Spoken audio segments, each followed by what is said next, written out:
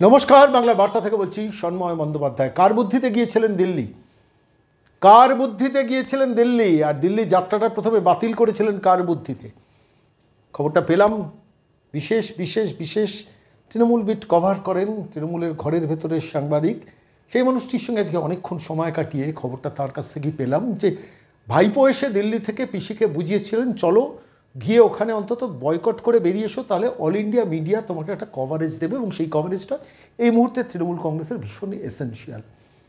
আপনারা একটু ভালো করে খেয়াল করে দেখুন, নীতি আয়োগের বৈঠকে অমুক দিন যাব, সর্বভারতীয় বিভিন্ন সারা ভারতবর্ষের বাইরের সাংবাদিকদের মিট করব, সাংসদদের সঙ্গে বৈঠক করব, এবং তারপরে একটা শিডিউল ছিল ভারতবর্ষের প্রধানমন্ত্রীর সঙ্গেও দেখা করব এবং নীতি আয়োগের বৈঠকে গিয়ে তৃণমূল কংগ্রেস বা এ রাজ্যের কথা তুলে ধরবো এবং তারপরে সেটা নিয়ে বাইরে গরমাগরম একটা সাংবাদিক প্রেস বিবৃতি দেবো। কিন্তু সেটা আচমকা বদলে গিয়েছিল 3 দিন আগে। হঠাৎ বাংলা মিডিয়া দেখাতে শুরু করলো যে এ রাজ্যের মুখ্যমন্ত্রী দিল্লি যাচ্ছেন না।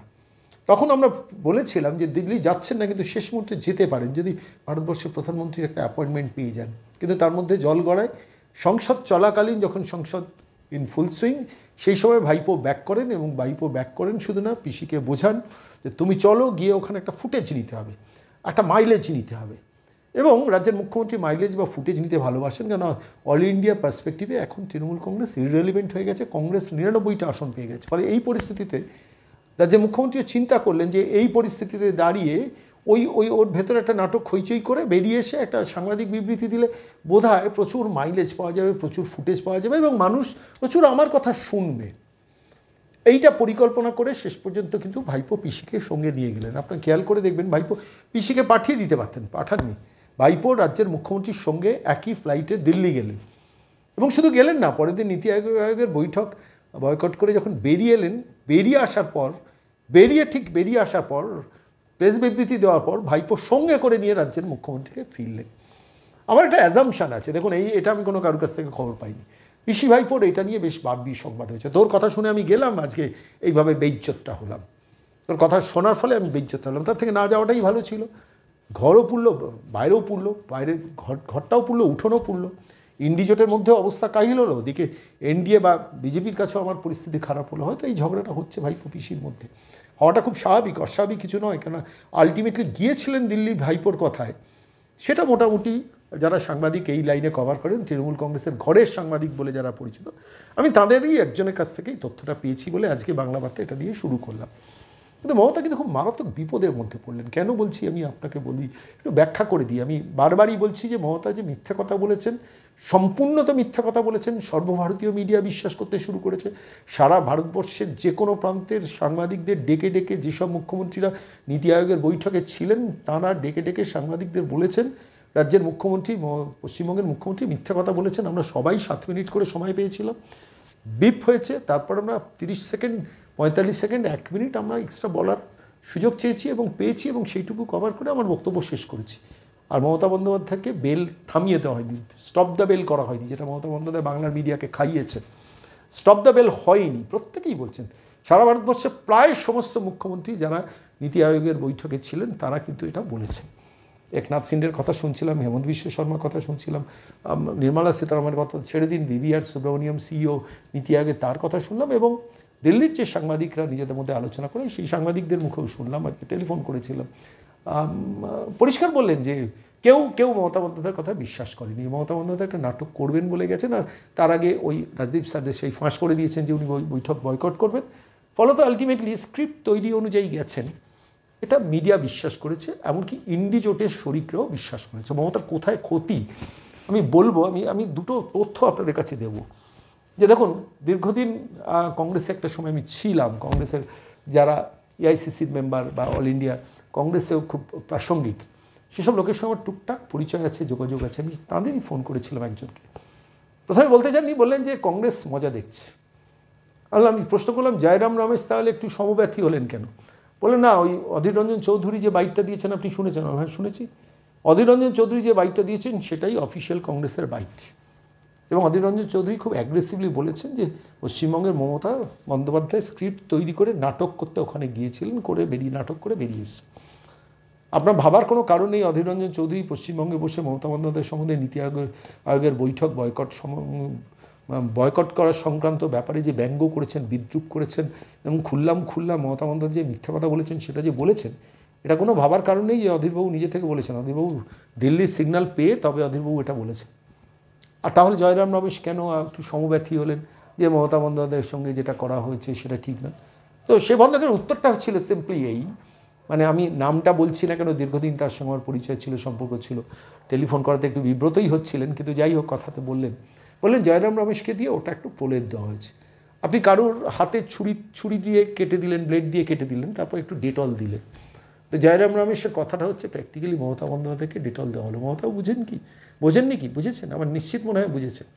ভালো করে খেয়াল করে দেখুন যে সর্বভারতীয় ইন্ডিজোটে মমতা বন্দ্যোপাধ্যায় নীতি আয়োগ বৈঠকের বয়কট সংক্রান্ত সিদ্ধান্তটা তৃণমূল কংগ্রেসের ডেরেক ওব্রায়েনের উপস্থিতিতে মল্লিকার্জুন খাড়গের বাড়িতে বসে সিদ্ধান্তটা হয়েছিল, এবং সেই বৈঠকে সিদ্ধান্তে ডেরেক ওব্রায়েনরা সিদ্ধান্তে হ্যাঁ বলার আগে বারবার করে অভিষেক এবং মমতার সঙ্গে কথা বলেছেন, বলে সিগনালে বলেছেন হ্যাঁ আমরাও তাই, আমরা যাব না, বাজেটে আমরা বঞ্চিত, আমরাও যাব না। তারপর কেন মমতা যাওয়ার প্ল্যান করেছেন? তার কারণ মমতা যাওয়ার প্ল্যান করেছেন এই কারণে রাহুল গান্ধীকে সহ্য করতে পারছেন না। ভেবেছিলেন এবার আমরা 2 নম্বর দল হবো, হয়ে গেছেন বোধহয়, মানে বিজেপি 240, কংগ্রেস 99, তারপরে অখিলেশ, তারপরে চতুর্থ শক্তি হয়ে গেছেন। ফলে রাহুল গান্ধীর কাছে সম্পূর্ণ পরাস্ত হয়েছেন প্র্যাকটিক্যালি। উনি ঘরের মধ্যে ঘর, অধীর চৌধুরী বলেছেন মশারির মধ্যে একটা মশারি টানিয়েছেন, ঠিকই তো। ফলত স্বাভাবিকভাবেই সেটা সহ্য করতে পারছেন, সেই জন্য একটু মাইলেজে থাকা, একটু মিডিয়াতে থাকা, একটু সংবাদ মাধ্যমে থাকা। কিন্তু এই সংবাদ মাধ্যমে থাকতে গিয়ে যে ক্ষতিটা হলো, প্রথম কথা হচ্ছে দেখুন কংগ্রেসের মধ্যে হাস্যকর জায়গায় ইন্ডিজোটের কাছে হাস্যকর হল। স্ট্যালিন তার হয়ে একটু বক্তব্য রেখেছেন ঠিকই, কিন্তু রাখলে কী হবে? বুঝেছেন যে ইন্ডিজোটের বিরোধিতা করে উনি চেয়েছিলেন নরেন্দ্র মোদীর সঙ্গে একটু যোগাযোগ, একটু সম্পর্ক তৈরি করা, পশ্চিমবঙ্গের আর্থিক প্যাকেজ এবং ভাইপোকে বাঁচানো, এই তো দুটো এজেন্ডা, এর বাইরে তো কোনো এজেন্ডা নেই। ক্যাশ টাকা আর ভাইপোকে বাঁচানো, এই দুটোর জন্য তিনি দিল্লিতে মোদীর সঙ্গে বৈঠক করতে চেষ্টা করেন।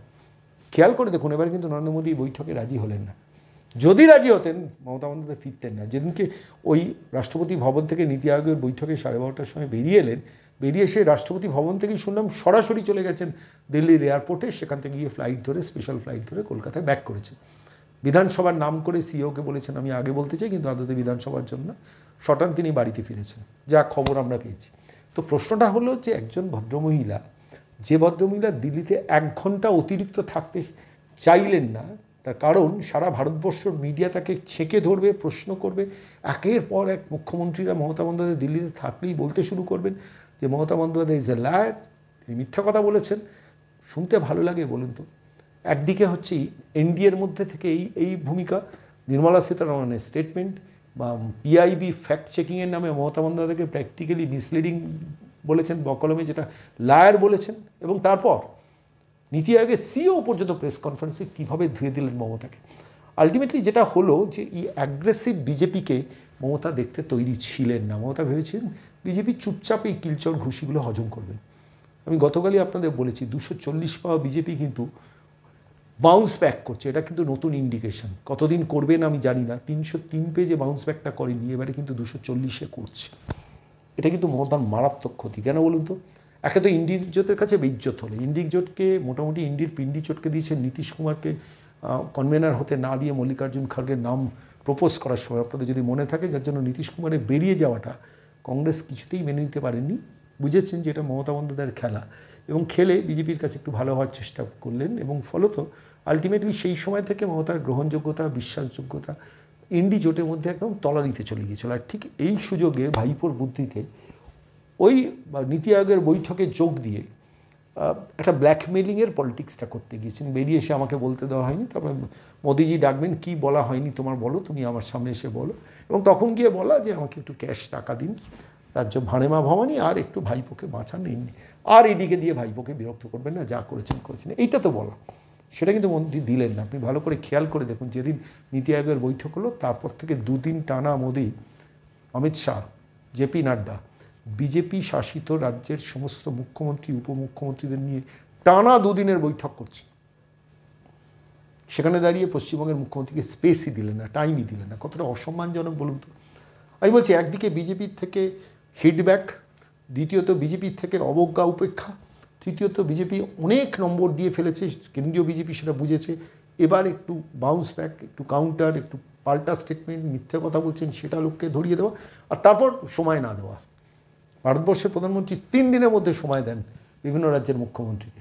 আমি স্ট্যাটিস্টিক্স ঘেঁটে বলছি, আমি বলছি না, এর আগে যতবার ভারতবর্ষের প্রধানমন্ত্রীর কাছে অ্যাপয়েন্টমেন্ট চেয়েছেন রাজ্যের মুখ্যমন্ত্রী 3 দিনের মধ্যে টাইম পেয়েছেন। 30 মিনিট, 20 মিনিট, 25 মিনিটের অ্যাপয়েন্টমেন্ট পেতে পারেন না। বিজেপির সর্বভারতীয় স্ট্র্যাটেজি হচ্ছে যে তুমি 240 পেলে কি হবে, আমরা 292 আছে, আমরা অ্যাবসলিউট মেজরিটি রয়েছি, আর আমরা নীতিশ কুমার এবং চন্দ্রবাবু নাইডুকে কমপ্লিটলি নিজের আয়ত্তে নিয়ে নিয়েছি, এবার কিন্তু আমি হিট ব্যাক করবো। এবং সেই হিট ব্যাক ফর্মুলাতেই শেষ পর্যন্ত মমতার কিন্তু মারাত্মক ক্ষতি হলো। কারণ পশ্চিমবঙ্গ চালাতে গেলে দিল্লির আর্থিক প্যাকেজ ছাড়া পশ্চিমবঙ্গ চলতে পারবে না, কেন ফাইন্যান্সিয়াল ধার আর নিতে পারছে না। জমি জমা বেচার জন্য কি করছে জানেন? শুনলে চমকে যাবেন। আমাদের হাতে একটা তথ্য এসছে, পশ্চিমবঙ্গ সরকার জমি জমা বেচার জন্য কি করছে। আমি তথ্যটা এক্ষুনি এক্সপোজ করছি না, আমি আর একটু ডকুমেন্টসগুলোকে গুছিয়ে নিই, তারপরে বলবো রাজ্য সরকারের সমস্ত জমি জমা বেচার জন্য পশ্চিমবঙ্গ সরকার কী করছে। কিছু ডেটা ডকুমেন্টস আমি হাতে পেয়েছি, সেটা আপনাদের বলবো, কিন্তু আজকে বলছি না। কিন্তু আজকে যেটা বলছি যে হিডব্যাক নীতিতে কিন্তু শেষ পর্যন্ত দিল্লি, আপনারা খেয়াল করুন, দিল্লি কিন্তু কেন্দ্রীয় একজন গজেন্দ্র সিং শেখাওয়াত, সম্ভবত তিনি এখন ট্যুরিজম অ্যান্ড কালচারাল অ্যাফেয়ার্সের মন্ত্রী হয়েছেন। সেই গজেন্দ্র সিং শেখাওয়াত, যেদিনকে মমতা বন্দ্যোপাধ্যায় নীতি আয়োগের বৈঠকে মিথ্যা কথা বলতে গিয়েছিলেন, সেই দিন গজেন্দ্র সিং শেখাওয়াত কলকাতায় এসে বিজেপির রাজ্য দফতরে বসে প্রেস কনফারেন্স করে মমতাকে ধুয়ে দিয়ে গেলেন কীভাবে পঞ্চায়েত, মনরেগা এবং আবাস যোজনায় চুরি করেছে একটা সরকার, তার তথ্যগুলোকে সমস্ত বাংলার মানুষকে শোনালেন। দুর্ভাগ্য কি আমাদের জানেন, বাংলা মিডিয়া গজেন্দ্র সিং শেখাওয়াতে দেওয়া স্টেটমেন্টগুলোকে কিন্তু সাপ্রেস করলো, সেভাবে কোনো এক্সপোজার দিল না কোনো টিভি। বাংলা মিডিয়া যেভাবে এক্সপোজার দেওয়া ছিল, দু একটা ইলেকট্রনিক চ্যানেল ছাড়া কেউ দিল না, এমনকি সংবাদ মাধ্যমও দিল না। যে ডেটা স্ট্যাটিস্টিক্স দিয়েছে গজেন্দ্র সিং শেখাওয়াত এই রাজ্য সরকারের চুরি সম্বন্ধে, যে ডেটা স্ট্যাটিস্টিক্স দিয়েছে, আমার মনে হচ্ছে প্রত্যেকটা বাঙালিকে ঘরে ঘরে বিজেপির রাজ্য নেতৃত্বে শোনানো উচিত। কিন্তু তারা শোনাবেন কিনা জানি না, তাদের সেই সাংগঠনিক শক্তি বা ইচ্ছেটাও হয়তো মরে গেছে। কিন্তু আমাদের মনে হলো যে আজকের এই বাংলার বার্তার এই প্রতিবেদনে গজেন্দ্র সিং শেখাওয়াতের সেই ডেটা, সেই স্ট্যাটিস্টিক্স যেটুকু বলেছেন, খুব সংক্ষিপ্ত কিছু তথ্য দেওয়া বক্তব্য, যে কীভাবে পশ্চিমবঙ্গে পঞ্চায়েত, মনরেগা প্রকল্প এবং আবাস যোজনায় কোটি কোটি টাকা লুটেছে। বলতে গিয়ে একটা জায়গায় বলছেন, শুনলাম যে 5টা পঞ্চায়েতে স্যাম্পল টেস্টিং করতে গিয়ে 4 কোটি টাকা ধরা পড়েছে, জালিয়াতি হয়েছে। তো এবং এফআইআর হয়েছে, সেগুলো তথ্যগুলো দিলেন। মমতা যখন দিল্লিতে গিয়ে পাচ্ছি না বলছেন, ঠিক সেই সময় গজেন্দ্র সিং শেখাওয়াতকে দিল্লির বিজেপি, সর্বভারতীয় বিজেপি কিন্তু কলকাতায় পাঠিয়ে প্রেস কনফারেন্স করলেন। কী বুঝলেন ইন্ডিকেশন? একদিকে ভারতবর্ষের প্রধানমন্ত্রী তাকে অ্যাপয়েন্টমেন্ট দিলেন না, অন্যদিকে কেন্দ্রীয় মন্ত্রীকে পাঠিয়ে কলকাতায় প্রেস কনফারেন্স করিয়ে বললেন, আপনি মমতা বন্দ্যোপাধ্যায় চোর, চুরির রাজত্ব চালাচ্ছেন। আসুন আজকের এই প্রতিবেদন শেষ করো গজেন্দ্র সিং শেখাওয়াতের সেই প্রেস স্টেটমেন্টটা দিয়ে, যেটা বিজেপির উচিত সমস্ত মানুষের দরজায় দরজায় ঘরে ঘরে লিফলেট আকারে ছেপে তথ্যগুলোকে দেওয়া। কেন্দ্রীয় মন্ত্রী বলছেন তথ্যের মধ্যে সারবত্তা আছে, দেওয়া উচিত, করবেন কিনা জানি না, কিন্তু আমাদের মনে হলো আমাদের শোনানো উচিত। जल जीवन मिशन पर पिछले 5 साल में, आपकी जानकारी के लिए बता दूं, देश में 32 प्रदेश और केंद्र शासित प्रदेशों में जल जीवन मिशन का काम चल रहा है। जब माननीय प्रधानमंत्री जी ने जल जीवन मिशन घोषित किया था, उस समय देश में केवल 16% घरों तक पीने का पानी नल के माध्यम से पहुंचता था, और आज जो है देश में लगभग 75%, थोड़ा कम है, लगभग 75% घरों तक पीने का पानी नल के माध्यम से पहुंचने लगा है। देश में आजादी से लेकर के 2019 तक मात्र 3 करोड़ 23 लाख घरों तक पीने का पानी पहुंचा था। आज देश में जो है वो लगभग 14.5 करोड़ से ज्यादा घरों तक पीने का पानी पहुंच गया है। देश में बहुत सारे प्रदेश ऐसे हैं, गुजरात ने 100% कर लिया, पंजाब ने 100% कर लिया, हिमाचल ने कर लिया, उत्तराखंड ने कर लिया, तेलंगाना ने कर लिया, many states, almost more than 14 states which has achieved the 100% status। ये प्रश्न निश्चित रूप से ममता दीदी से पूछना चाहिए कि Bengal is from day one to till today, it is at the lowest state, lowest performing state is West Bengal। Why? 19,000 crore रुपए का एलोकेशन जो है, पिछले 19,595 करोड़ रुपए का एलोकेशन भारत सरकार ने वेस्ट बंगाल को किया, और वेस्ट बंगाल का एक्सपेंडिचर जो है वो अभी तक 11,564 करोड़ रुपए का है। बजट एलोकेशन जो सरकार ने बजट दिया, उसको भी वेस्ट बंगाल सरकार खर्च नहीं कर पाई, जो पानी जैसे महत्वपूर्ण विषय पर था।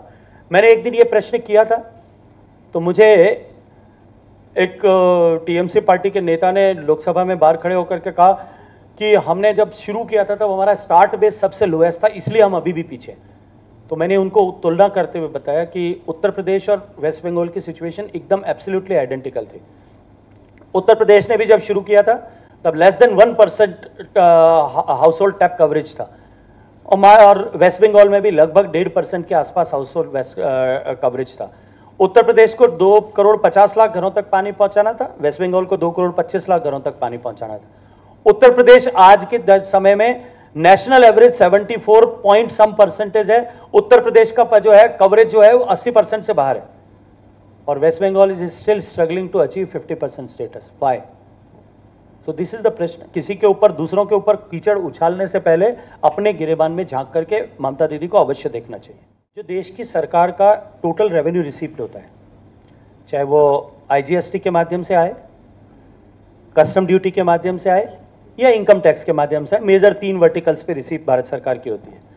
उस पैसे में से पहले 2014 से पहले तक 32% पैसा जो है वो स्टेट्स को जाता था, डिविजिबल पूल में जाता था।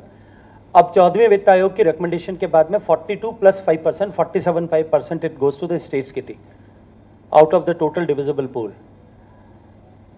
14th और 15th फाइनेंस की रिकमेंडेशन के पैसे में से कोई भी एक भी ग्रांट का पैसा का पेंडेंसी का इशू भारत सरकार के साथ नहीं रुका हुआ है। वेस्ट बंगाल हमेशा ये इशू रेज करता है कि हमको जो है भारत सरकार के डिविजिबल पूल में से कम पैसा मिलता है। इस बात की चर्चा वो बार बार करती है, माननीय ममता बनर्जी जी भी इस बात को बार बार उठाती हैं।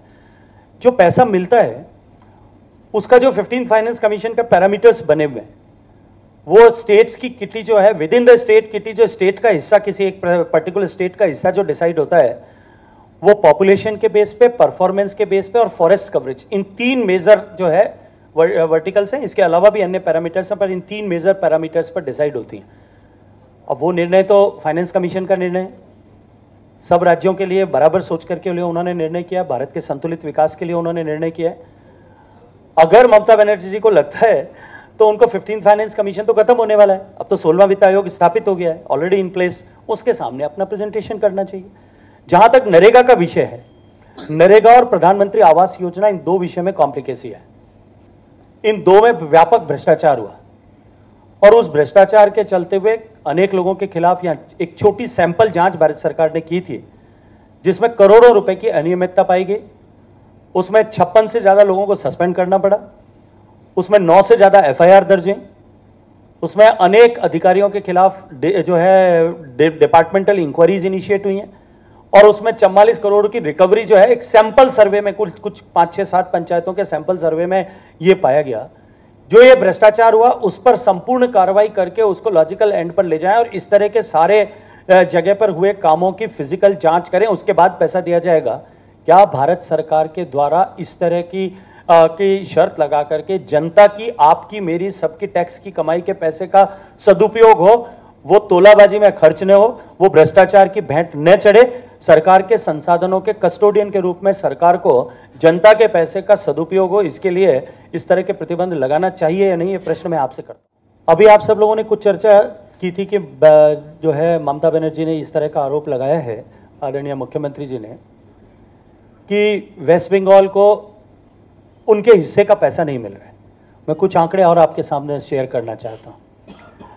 वेस्ट बंगाल जो है, ममता बनर्जी ने बार बार इस बात को कहा कि वेस्ट बंगाल जो है वो large amount of taxes contribute करता है देश में, देश की किटी में, लेकिन फिर भी राज्य को उचित हिस्सा जो है वो नहीं मिल पाता।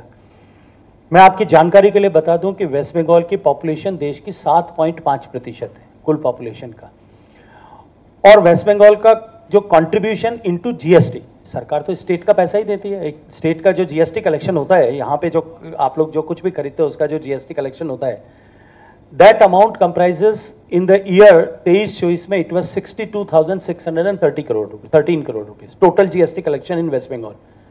Out of that 50% state GST होता है, तो 50% पैसा जो है 31,300 करोड़ रुपए स्टेट की किटी में गया।